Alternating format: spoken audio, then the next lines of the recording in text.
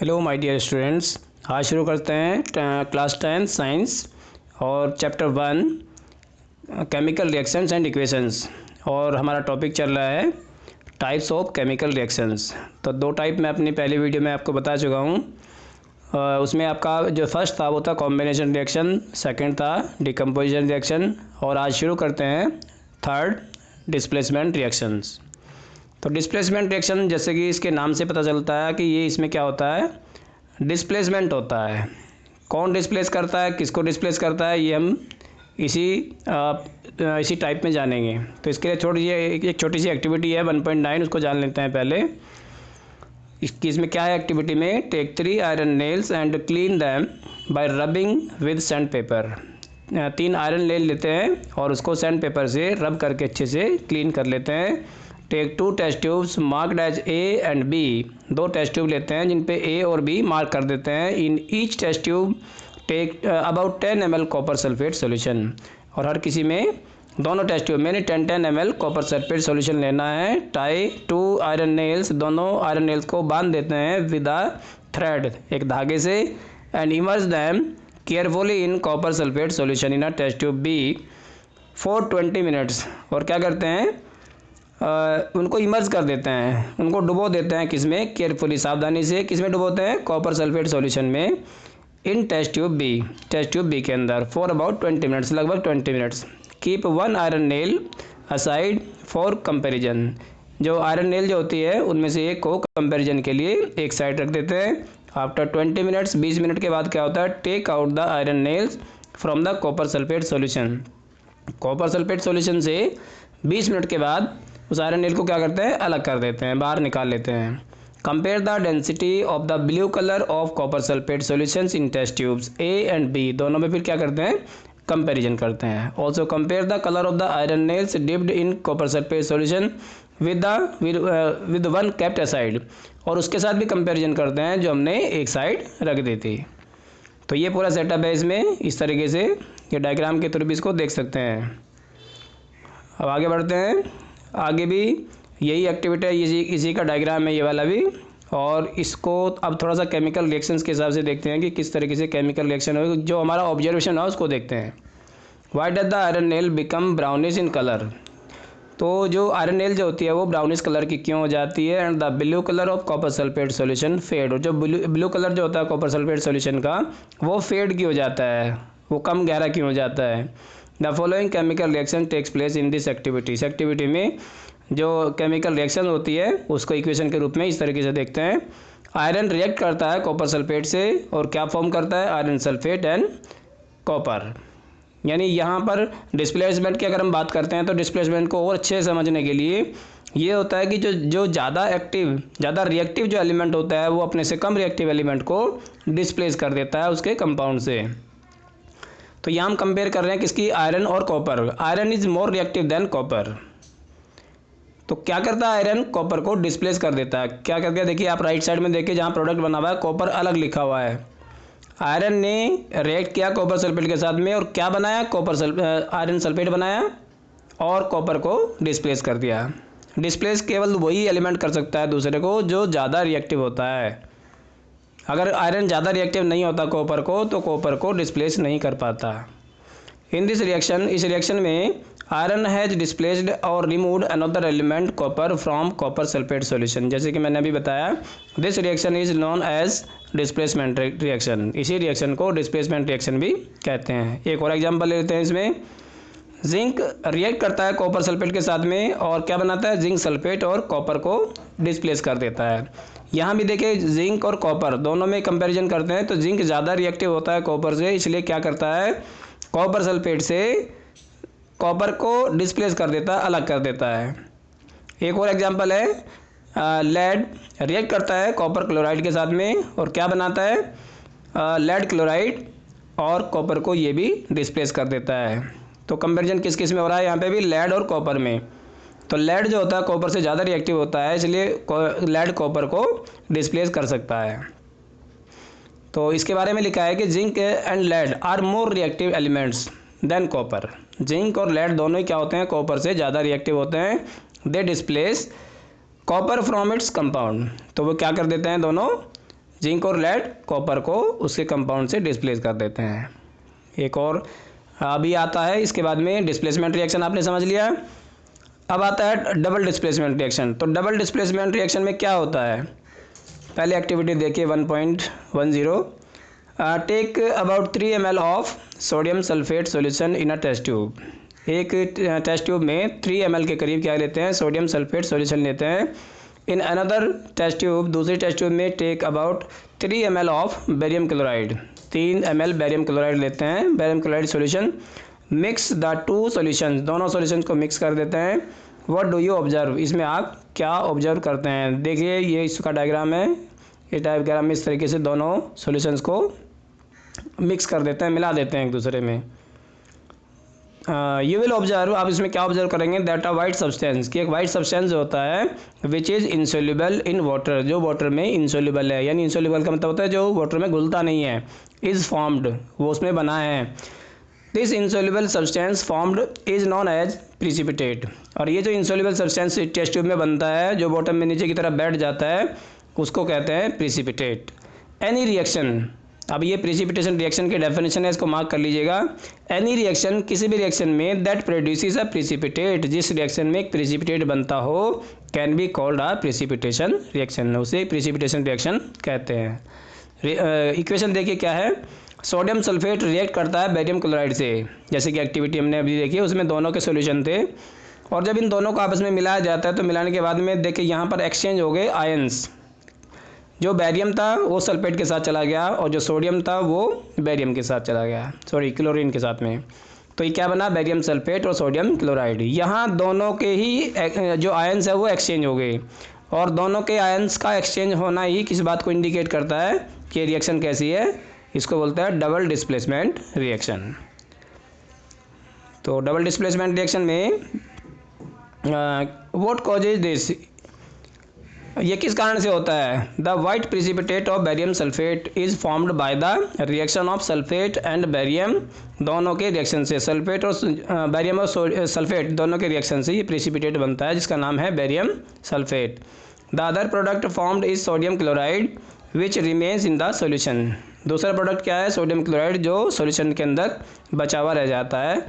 Such reactions in which there is an exchange of ions between the reactants are called double displacement reaction, इसको भी मार्क कर लेना। ये है डबल डिस्प्लेसमेंट रिएक्शन की डेफिनेशन। सच रिएक्शंस यानी ऐसी reactions in which there is an exchange of ions, जिनमें दोनों के आयंस क्या होते हैं, दोनों रिएक्टेंट के आयंस एक्सचेंज हो जाते हैं, बदल जाते हैं एक दूसरे से, उसे कहते हैं डबल डिस्प्लेसमेंट रिएक्शन। इसके बाद आती है ये एक्टिविटी है, छोटी सी एक्टिविटी है अभी 1.2, where you have mixed the solutions of lead nitrate and potassium iodide। आपने कहाँ पे उसको मिक्स किया, दोनों को, किस किस को, solution of lead nitrate and potassium iodide।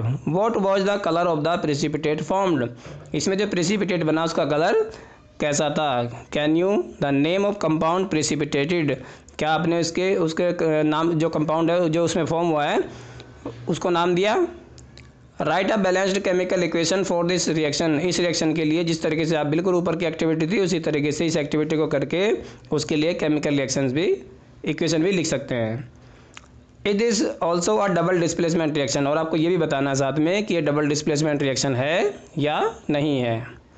Next type आता है इसका oxidation and reduction. Oxidation and reduction ये भी एक छोटी सी एक्टिविटी है, और इस एक्टिविटी में हम क्या देख रहे हैं, heat a China dish containing about 1 gram copper powder.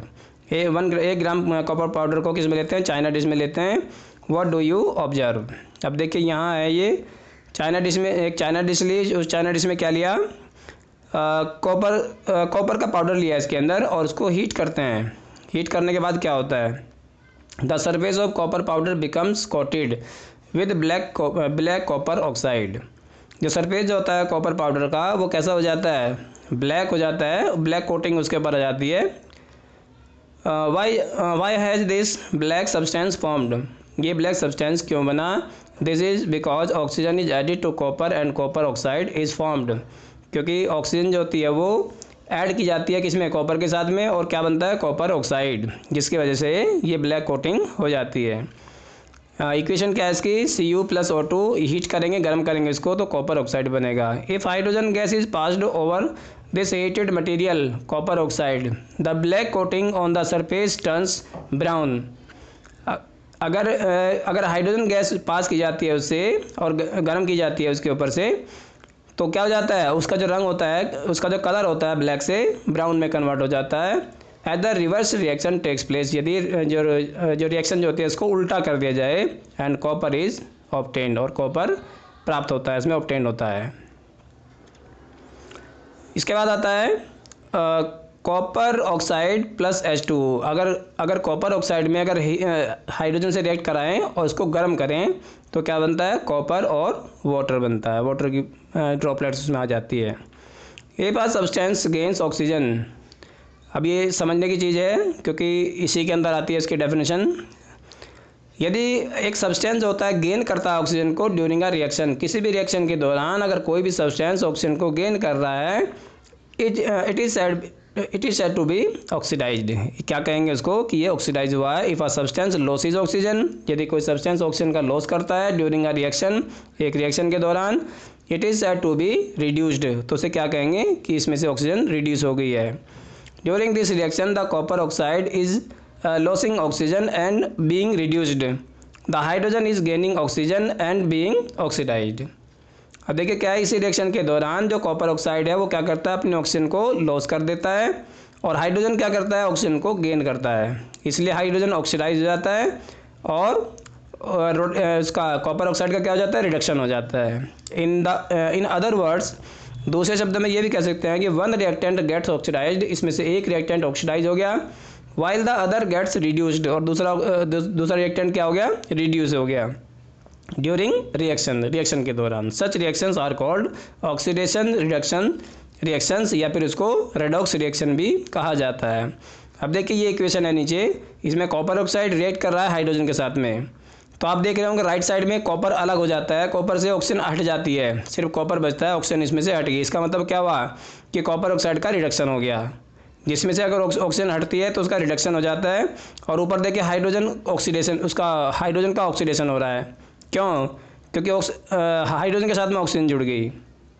Hydrogen के साथ ऑक्सीजन का जुड़ना ऑक्सीडेशन कहलाता है, यानी हाइड्रोजन ऑक्सीडाइज हो गया और कॉपर ऑक्साइड क्या हो गया, उसका रिडक्शन हो गया। रिडक्शन इसलिए हुआ क्योंकि इसमें से ऑक्सीजन हट गई। Some other examples of redox reactions are, zinc oxide अगर कॉपर से रिएक्ट कराते हैं तो जिंक और क्या बनता है, कार्बन मोनोऑक्साइड बनता है। ऐसे ही मैग्नीशियम डाइऑक्साइड अगर हाइड्रोक्लोरिक एसिड के साथ रिएक्ट करता है तो मैग्नीज क्लोराइड बनता है, वाटर और क्लोरीन गैस उसमें से निकल जाती है। आगे बढ़ते हैं थोड़ा सा। In reaction 1.31 carbon is oxidised, जैसे कि मैंने अभी बताया 2 carbon monoxide and zinc oxide is reduced to zinc. In reactions HCl is oxidised to H2, जो हाइड्रोक्लोरिक एसिड अब ऑक्सीडाइज हो गया क्लोरीन में, where as manganese dioxide is reduced to manganese chloride. From the above examples we can say that if a substance gain oxygen, यदि कोई substance oxygen को gain करता है एंड और लॉसेज हाइड्रोजन, या फिर हाइड्रोजन का लॉस करता है ड्यूरिंग अ रिएक्शन, एक रिएक्शन के दौरान, इट इज़ ऑक्सीडाइज्ड, इसका मतलब ये ऑक्सीडाइज हुआ है। If a substance loses oxygen और गेन्स हाइड्रोजन, या फिर एक जो सब्सटेंस है या तो ऑक्सीजन का लॉस करता है या हाइड्रोजन को गेन करता है ड्यूरिंग अ रिएक्शन, एक रिएक्शन के दौरान, इट इज़ रिड्यूस्ड, इसका मतलब उसका रिडक्शन हुआ है। चलिए आगे और देखते हैं। Have you observed the effects of oxidation and reduction in everyday life. कुछ ऐसे भी होता है एवरीडे लाइफ में, कुछ इफेक्ट्स होते हैं ऑक्सीडेशन और उसके ऑक्सीडेशन रिडक्शन के एवरीडे लाइफ में। जैसे आप देखिए यहाँ पे इसका नेक्स्ट टॉपिक आता है हमारा कोरोजन, क्योंकि इसके जो टाइप थे 5 टाइप थे, टाइप्स ऑफ रिएक्शंस के, वो कंप्लीट हो गए हैं, और उसी में से थोड़ा सा आता है इसका पार्ट, ऑक्सीडेशन रिडक्शन में ही कोरोजन भी आता है, कोरोजन और रेंसिडिटी। तो कोरोजन क्या होता है, यू मस्ट हैव ऑब्जर्व्ड, आपने ये ज़रूर ऑब्जर्व किया होगा क्या, that iron articles are shiny when new, जो आयरन के जो आर्टिकल्स होते हैं बहुत शाइनी होती है, वो चमक होती है उनके अंदर जब वो नए होते हैं। But get coated with a reddish brown powder when left some time. यदि उसको कुछ समय के लिए छोड़ दिया जाता है तो उस पर रेडिश ब्राउन कलर का एक पाउडर सा डिपॉजिट हो जाता है। This process is commonly known as rusting of iron. इस प्रोसेस को क्या कहा जाता है? Rusting of iron. Some other metals also get tarnished in this manner. इसी तरीके से जो बाकी की और मेटल्स होती है उनमें रस्टिंग तो नहीं होती, लेकिन उसमें भी कुछ इस तरह का ही होता है। Have you noticed the colour of the coating formed on copper and silver? आपने कभी कॉपर और सिल्वर की कोई भी चीज़ रखी हुई देखी है? When a metal is attracted by substances around it such as moisture, acids etcetera.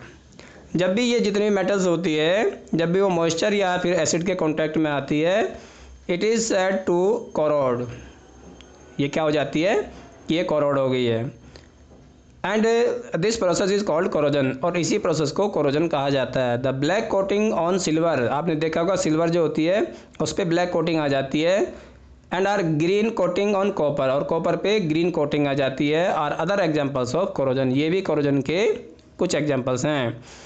Corrosion causes damage to car bodies, bridges, iron railings, ships, and all objects made of metals, especially those of iron। यानी जितने भी जो corrosion जो होता है वो damage कर देता है जो कार की बॉडी जो होती है, जो पुल बना होता है, ब्रिजेज जो होता है, आयरन की जो रेलिंग्स होती है, शिप्स, इन सबको क्या कर देता है? ख़राब कर देता है कोरोजन। उनमें कोरोजन हो जाता है, रस्टिंग हो जाती है, जिससे वो मेटल की चीज़ें ख़राब हो जाती है। और स्पेशली डोज ऑफ आयरन, मुख्य रूप से जो आयरन की बनी हुई होती है। Corrosion of iron is serious problem. Iron का जो कोरोजन होता है वो बहुत ही सीरियस प्रॉब्लम होती है। Every year an enormous amount of money is spent to reduce damaged iron.